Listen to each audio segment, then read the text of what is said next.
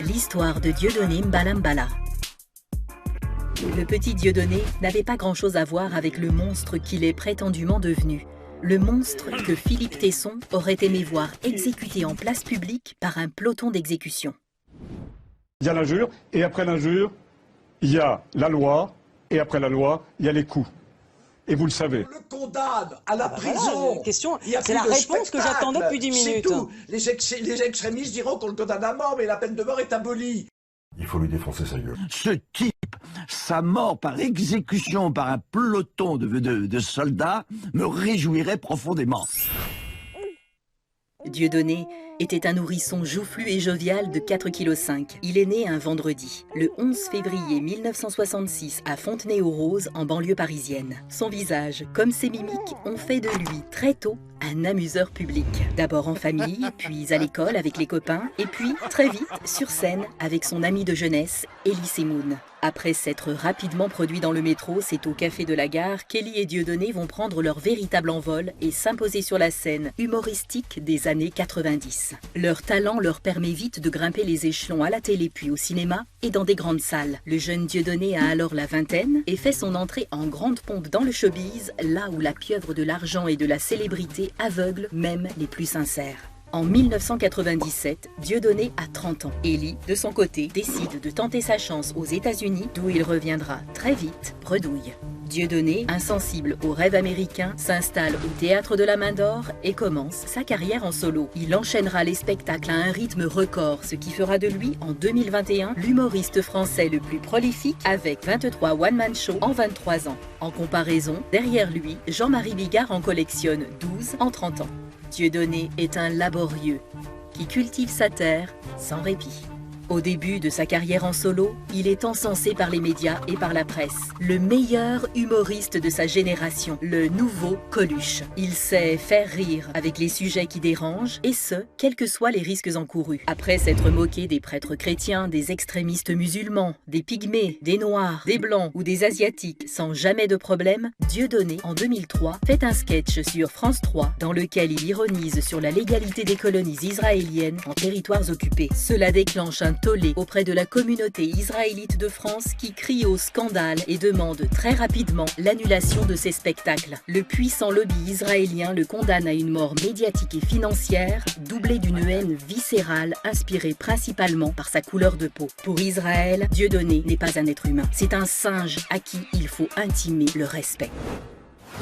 Et c'est vrai que quand on voit Diable donné, je pense qu'il faut se rendre compte que toute la théorie de Darwin est effectivement renforcée et prouvée. Effectivement, quand on le voit, on voit bien que l'homme descend du singe. Plutôt d'un gorille, mais peu importe. Mais l'acharnement contre lui semble tellement disproportionné que cela le rend encore plus populaire. À la même période, il demande au Centre national du cinéma de s'engager dans l'écriture d'un film sur la traite négrière transatlantique, et plus précisément sur le code noir qui réglementait ce commerce. Le CNC refuse de participer à un tel projet, arguant que ce n'est pas un sujet de film, alors que la même année, cet organisme d'État s'était associé à 9 projets sur l'Holocauste. Tout ce qui arrive à Dieudonné le mène à se poser de plus en plus de questions. Y a-t-il un deux poids, deux mesures en France? Y a-t-il des sujets sur lesquels il est interdit de rire en France? Cette hiérarchisation des souffrances et cette compétition victimaire, financée directement par l'État, auront fini d'achever les illusions de Dieudonné sur la liberté, l'égalité et la fraternité. La communauté israélite n'accepte pas cette insubordination et envoie 4 jeunes agents du Mossad pour lui donner une bonne leçon en Martinique. Alors que Dieudonné s'apprête à participer à un débat sur une radio de Fort-de-France, il est agressé par 4 hommes qui lui tombent dessus dans le dos. Les coups pleuvent ainsi que les insultes. Alors le singe, tu veux qu'on t'emmène en Palestine? Race d'esclaves! Il va fermer sa gueule, le négro. Mais malgré le nombre, les lâches d'Israël peinent à prendre le dessus. Ils s'enfuient dans la confusion la plus totale. Dieudonné les rattrape et les fait arrêter. Ils feront 1 mois de prison ferme avant de pouvoir regagner la Palestine occupée. Là-bas, ils se pavanent de leur guet-apens. Après cette lâche agression, Dieudonné sera accueilli par Aimé Césaire ainsi que plusieurs personnalités fortes de la Martinique qui lui donneront tout leur soutien. Des brigades d'extrémistes juifs telles que la LDJ, organisation considérée terroriste aux États-Unis et en Israël, ou encore le Bétard, milice ultra-violente, ont organisé des dizaines d'attaques contre l'humoriste. Les attaques physiques atteindront leur paroxysme avec une attaque à l'acide sur le public de Dieudonné à la Bourse du Travail de Lyon en 2004. En 2007, des membres de la LDJ lui jettent des bouteilles en verre alors qu'il se trouve avec ses 2 enfants, alors âgés de 8 et 10 ans. Dieudonné neutralise sans difficulté ce commando et les fait arrêter par la police. Son plus jeune fils sera légèrement blessé par des éclats de verre. La haine et l'extrême violence de la part de ces groupes radicaux ne seront jamais condamnés ni par l'ensemble de la communauté israélite, ni par la justice française. Ils étaient protégés, voire intouchables. Même quand ils étaient attrapés en flagrant délit, les dossiers étaient classés sans suite. Ils sortaient du commissariat quelques heures seulement après y être entrés, comme s'ils étaient les maîtres des lieux. Mais en plus de ces menaces physiques, certaines personnes n'hésitent pas à l'insulter ouvertement, comme le richissime producteur Bernheim, qui le traita de nègre, en direct, à la télévision nationale suisse. Cette affaire sera classée sans suite. Il manque, je pense qu'il n'est pas assez futé pour exactement manipuler les... C'est un nègre, c'est un nègre, c'est un nègre. C'est un nègre. Dès 2008, dans la profession, les gens sont terrifiés et n'osent plus s'afficher en public avec Dieudonné, devenu le plus grand infréquentable de France. En coulisses, ils viennent tout de même le voir, mais le lobby israélite les terrorise. Celui qui sera pris en train de faire une quenelle, ce geste anti-système inventé par Dieudonné, sera condamné et ruiné. Teddy Riner sera obligé de demander pardon, tout comme Tony Parker et tant d'autres. Dorénavant, ils verront Dieudonné clandestinement. Seul le footballeur Nicolas Anelka refusera le lynchage de son frère africain. Il réalise, après avoir marqué un but extraordinaire, une quenelle en soutien à Dieudonné, la plus chère de l'histoire. Une quenelle à 2 millions d'euros. Dieudonné lui remettra en main propre cette quenelle d'or historique en 2021 lors d'un repas chez lui. Dieudonné était dépeint comme la personne la plus infréquentable. Il se posa la question de savoir si c'était vraiment lui. Y avait-il une personne avec laquelle s'afficher était dangereux, même pour Dieudonné? Si oui, qui était la personne la plus infréquentable en France? La personne qu'il était interdit ne serait-ce que d'approcher publiquement. Même prononcer son nom était inimaginable. Le Voldemort des Moldus. Aussi étonnant que cela puisse paraître, il ne s'agissait ni d'un homme politique, ni d'un extrémiste, d'un tueur, d'un pédophile ou ni même d'un raciste, mais d'un petit papy. Un professeur d'université passionné d'histoire dont le crime était d'avoir une version différente de l'histoire officielle. Que ce soit de l'esclavage ou de la Seconde Guerre mondiale. Dieudonné remet donc à Robert Forisson le prix de l'infréquentabilité en 2008 au Zénith de Paris lors de son spectacle « J'ai fait le con ». Sur scène, Forisson déclare « Tu nous dis « J'ai fait le con », mais ce soir, tu es vraiment en train de faire le con ». Dieudonné sera condamné pour avoir remis ce prix, même si rien de répréhensible n'avait été dit ce soir-là sur scène.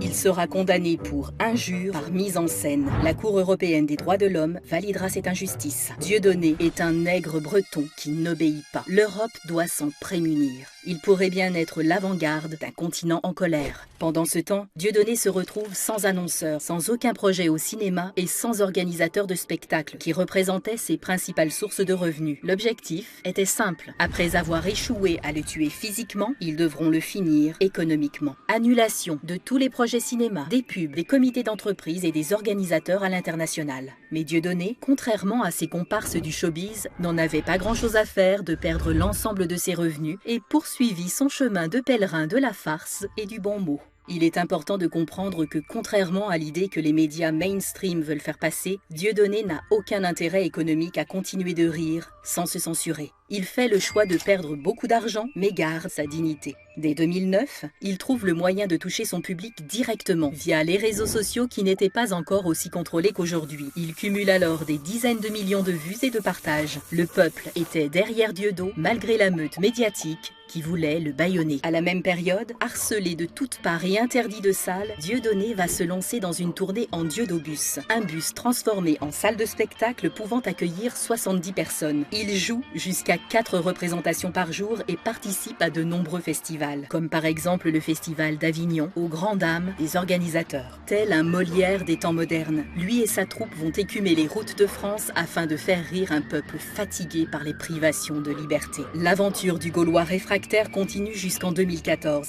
alors que les avocats de Dieudonné trouvent une faille juridique qui permet de forcer la main aux loueurs de salles. La tournée peut alors reprendre dans une trentaine de zéniths.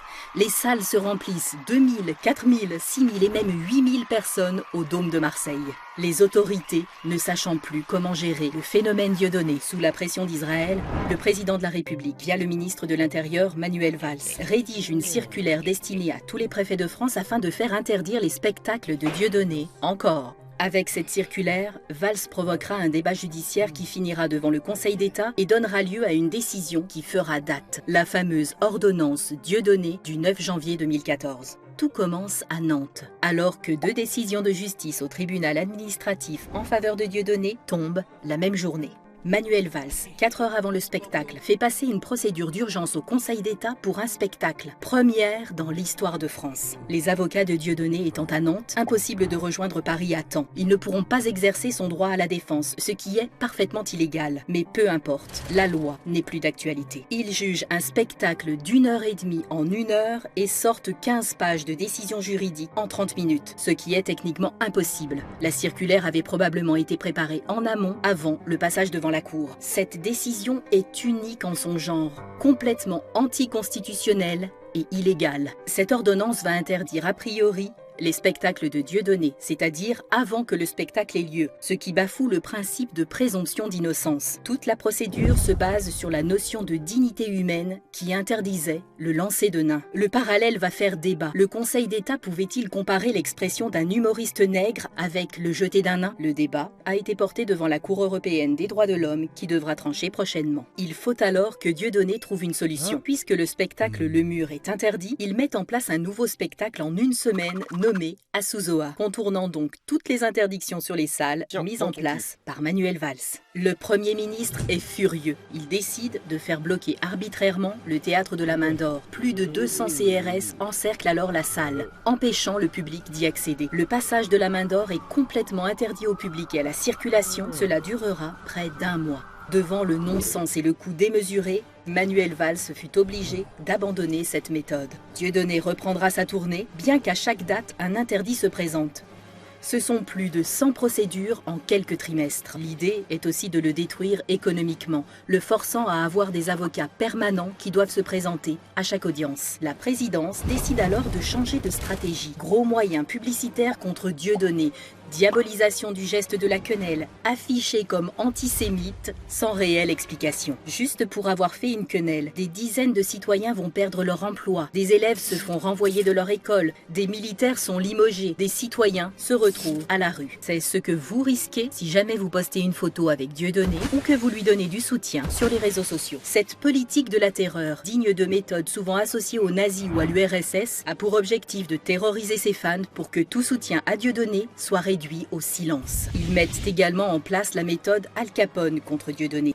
Moi, j'ai pas d'état d'âme à ce qu'on ait une stratégie Al Capone avec Dieudonné. Al Capone, il n'est pas tombé pour grand banditisme, il est tombé pour fraude fiscale. Si on peut pourrir la vie de Dieudonné, qui est indigne de se produire sur des infractions qu'il a commises par ailleurs, eh ben écoutez, faisons-le. Mais moi, je considère que ça ne suffit pas.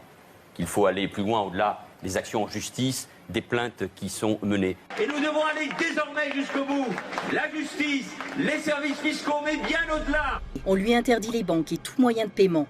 On lui envoie tout ce qu'on a, le fisc, les agents des douanes, les gendarmes, les policiers, les huissiers. Les ambassades de France et d'Israël font pression pour faire interdire Dieudonné à Hong Kong, en Thaïlande, au Maroc, en Angleterre et au Canada. Le sujet fait couler beaucoup d'encre dans le monde entier. Il y a des centaines d'articles dans une dizaine de langues. La liberté d'expression en France de Charlie à Dieudonné. Des blagues sur un prêtre pédophile ou un imam terroriste, pas de problème. Par contre, hors de question de parler d'un rabbin influent, s'amusent les médias étrangers. En 2017, le gouvernement, par une pirouette administrative et juridique, parvient à l'expulser de son théâtre. Dieudonné trouve un nouveau local, mais un matin, alors que l'équipe arrive, il découvre qu'il y a un mur en briques devant la porte. Oui, un mur. Le nouveau propriétaire multimilliardaire israélien, l'a fait poser dans la nuit et la justice donnera raison aux propriétaires sur le fait que mettre un mur à la place de la porte d'entrée à l'insu de ses locataires n'était pas illégal. Dieudonné recevait-il un traitement différent de la part des institutions judiciaires? Il arrive à trouver une énième salle à Châtillon en banlieue parisienne, mais l'histoire recommence. Encerclement de la salle, l'entrée est autorisée, mais pour rentrer, il faut passer un cordon de police. Or, il est interdit de passer un policier par la force.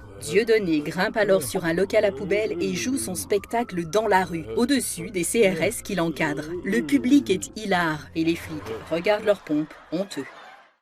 Et vous allez juste bouger comme ça, hein, juste devant. Si vous avez un peu d'audace et vous êtes taquin, vous pouvez vous rapprocher, sans toucher. Mais ce serait extraordinaire, vous voyez. Nous allons montrer quelque chose d'extraordinaire. Vous avez une image qui va faire le tour du monde. Alors, allez, j'y vais.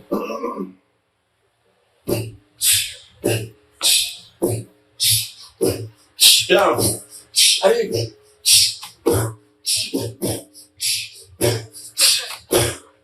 Filmez les gars. Magnifique. Approchez-moi un tout petit peu. Très bien, mes amis. Ce sont des millions d'euros gaspillés par l'État pour essayer de faire taire un clown. Il finit par perdre cette dernière salle. Mais comme à l'époque de Valls, rien n'y fait. Dieudonné s'est trouvé d'autres espaces et poursuit son chemin serein comme si rien ne pouvait l'en empêcher. Dans un champ, dans une plaine, dans une forêt, sur un parking, rien n'arrêtera le comique.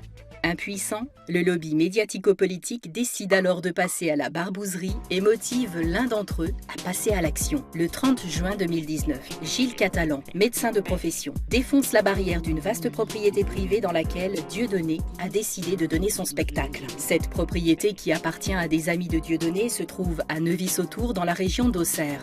Vers 17h, alors que Dieudonné et son équipe s'affairent aux préparatifs du spectacle, l'israélite Gilles Catalan fonce sur la scène avec son 4x4 en hurlant « Mort aux antisémites ». L'attentat fait un blessé grave. Hervé s'en sort avec 30 jours d'ITT et il y a 3 blessés légers dans l'équipe. Dieudonné, qui se trouvait assis sur un coin de la scène, s'en est sorti indemne, un saut de cabri lui ayant très certainement sauvé la vie. Dans un premier temps, la sous-préfète annonce par voie de presse qu'il s'agit d'une querelle de voisinage et que Dieudonné ne se trouvait pas sur place. Trop embêté de constater que Dieudonné avait été victime d'une tentative de meurtre qui avait échoué. Du côté de la production, l'équipe avait pris toutes les photos nécessaires et rassemblé tous les témoignages des personnes se trouvant sur place. Les avocats de Dieudonné ont demandé la requalification des faits en tentative de meurtre et le procès aura lieu fin 2021. Poussés dans leur retranchement, les marionnettes au pouvoir vont faire saisir son bus par la préfecture de police de Paris au motif de pneus lisses alors que ces derniers étaient neufs. Dieudonné ira en ce jour mémorable jusqu'à se réfugier dans le métro avec son public pour y jouer son spectacle. La pression sanitaire interdisant tout rassemblement, Dieudonné va alors créer La Quotidienne, un sketch par jour sur YouTube. Succès immédiat. Des millions de vues par semaine. Les associations de la haine telles que la LICRA ou le BNVCA font une pression monétaire importante sur les annonceurs et un lobbying déloyal en faisant passer des lois, telles que le projet de la loi Avia, pour fermer tous les réseaux sociaux de Dieudonné. Les comptes de Dieudonné rassemblent des millions de personnes et sous la pression, en un clic, il est banni de Facebook, de YouTube, d'Instagram et de TikTok. Les censeurs communautaristes juifs exultent. Il est mort. Fin du match. Adieu. Malgré toutes ces tentatives d'extermination, Dieudonné semble indestructible. Ils ont voulu le faire taire définitivement et au final, il ne s'est jamais autant exprimé. Son émission quotidienne sur quenelplus.com ne cesse de battre des records de vues. En plus de cela, Dieudonné a continué de se produire en spectacle dans toute la France, chez les gens. Dieudonné a été qualifié de nombreux noms d'oiseaux. Nazi, d'extrême droite, breton, nègre, islamo-gauchiste, antisémite, raciste, panafricain, intégriste chrétien, terroriste, pollueur, écolo, avare et bien plus encore. Mais finalement, c'est un clown qui a toujours cherché l'égalité dans les sujets humoristiques pour faire rire les gens. Peut-être devons-nous nous poser la question, pourquoi ne peut-on pas rire de tout? Pourquoi pouvons-nous faire une comédie sur la traite des Noirs et pas sur d'autres sujets? Pourquoi Dieudonné peut-il se moquer des musulmans en les amalgamant comme des terroristes ou des Chinois comme des mathématiciens, mais pas des Juifs en les caricaturant comme des banquiers? Ne faut-il pas soit tout interdire, soit tout autoriser? On dit souvent que Dieudonné fait une fixette sur les Juifs, mais on constate plutôt l'inverse. Ils l'ont censuré, poursuivi, agressé, insulté, menacé de mort et même tenté de l'assassiner. Dieudonné, de son côté, n'aura fait que quelques blagues. Qui est la victime et qui est l'agresseur? Quand on a dit à Dieudonné « Avec ce combat, vous avez presque tout perdu. Vous risquez même de finir en prison », il nous a répondu « Oh, peu importe combien ça a coûté ou comment ça va finir. Le plus important, c'est qu'on sera bien marré. » Dieudonné n'a pas fini de nous surprendre.